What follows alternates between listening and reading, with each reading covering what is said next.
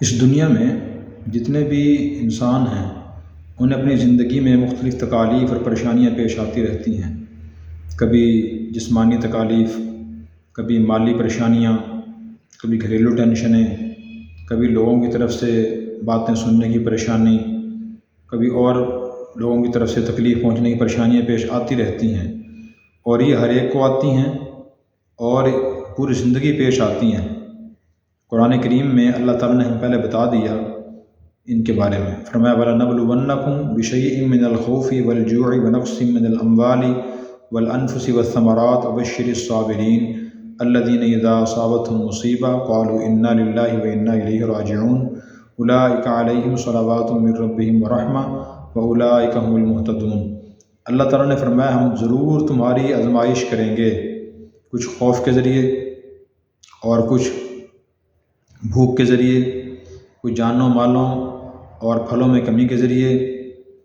پھر فرمایا کہ بشر الصابرین، ان پریشانیوں میں اور آزمائشوں میں، تکالیف میں جو لوگ صبر کریں گے ان کو بشارہ سنا دیجیے۔ اور جو صبر کرنے والے ہیں، صبر کرنے والے وہ ہیں انہیں جب بھی کوئی تکلیف پریشانی پیش آتی ہے تو کہتے ہیں انا للہ و انا الیہ راجعون، ہم اللہ کے ہیں اور ہم نے واپس اللہ کے پاس ہی جانا ہے۔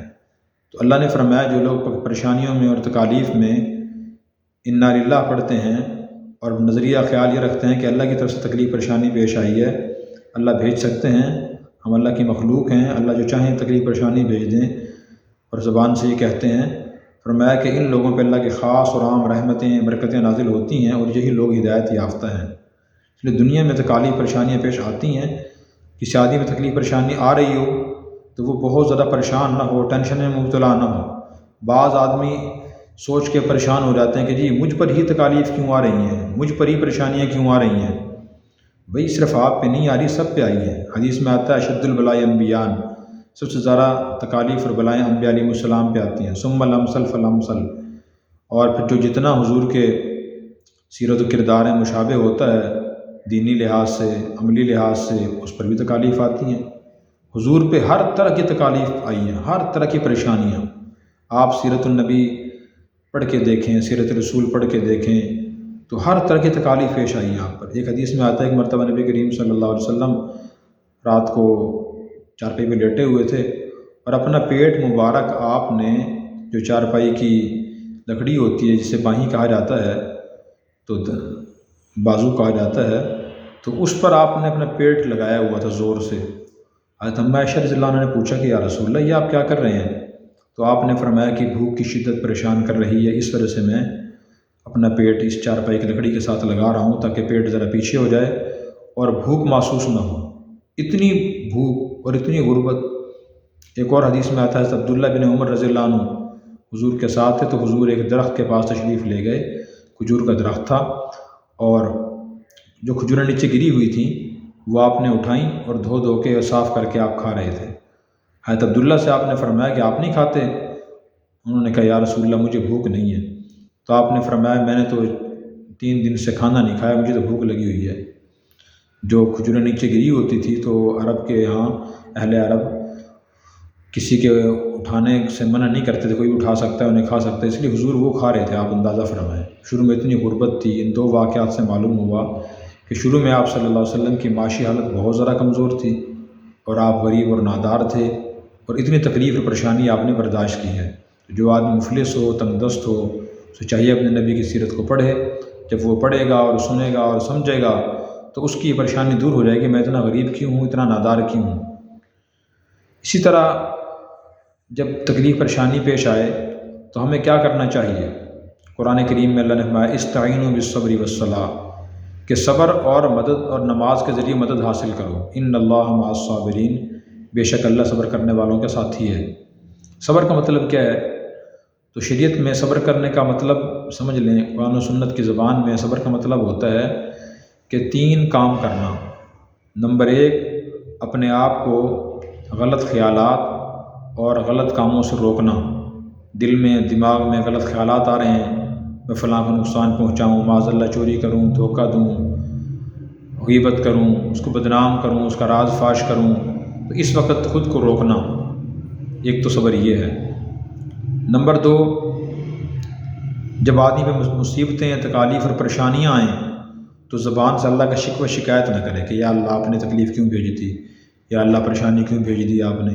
دل سے ناراض نہ رہے کہ جی مجھ پر یہ تکالیف پریشانیاں کیوں آتی ہیں، دل سے ان خیالات کو ہٹائے اور اللہ کا شکوہ شکایت نہ کرے، تقدیر پر اعتراض نہ کرے۔ بعض لوگ کہہ دیتے ہیں معاذ اللہ ہماری تو تقدیر ہی غلط ہے، قسمت ہی ہماری خراب ہے۔ ایسا کچھ نہیں کہنا چاہیے، صبر کے خلاف ہے۔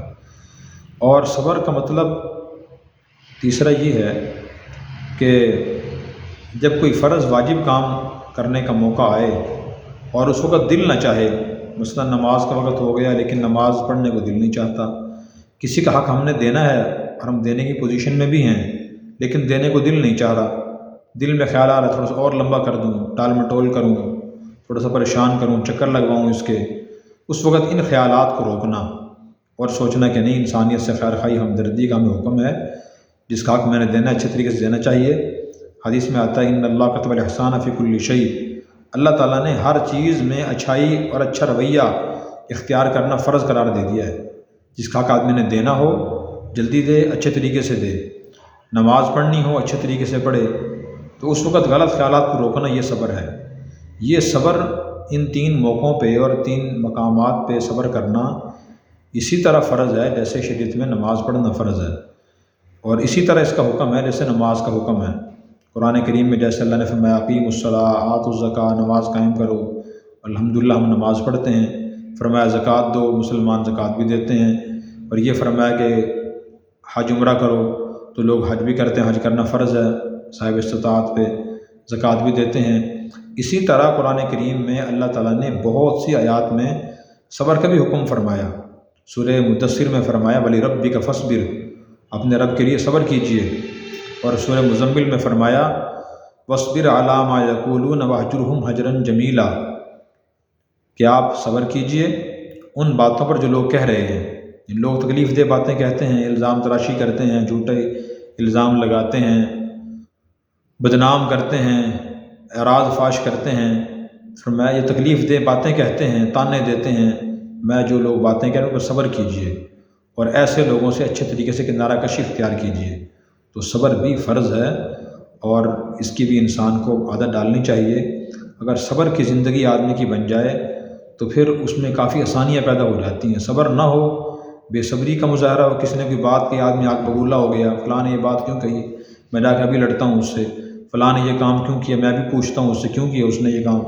جس کی یہ طبیعت ہوگی تو خود پریشانی میں مبتلا رہے گا، ٹینشن میں مبتلا رہے گا، اور دوسروں کو بھی پریشانی ٹینشن میں مبتلا کرے گا۔ تو صبر فرض ہے اور یہ اپنانا چاہیے۔ اللہ تعالی ہمیں عمل کرنے کی توفیق عطا فرمائے۔